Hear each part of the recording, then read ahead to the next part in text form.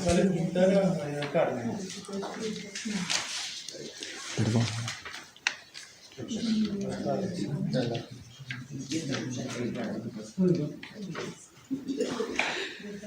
$289, sí.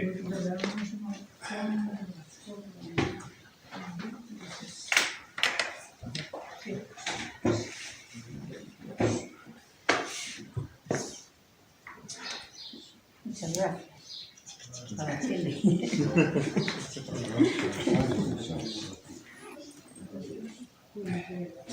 Alejandro Tato Sonia. Cuéntame. Bueno, pues esperamos que la jornada se desarrolle con tranquilidad. Es la fiesta de la democracia y por lo tanto es un día, pues eso, para que los vecinos participen, para que hablen, para que digan realmente quién quiere que gobierne y que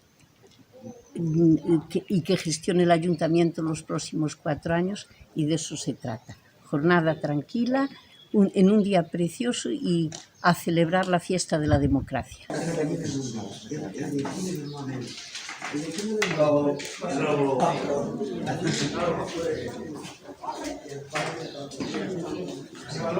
González, candidato a alcaldía de Carballeda de Valdeorras.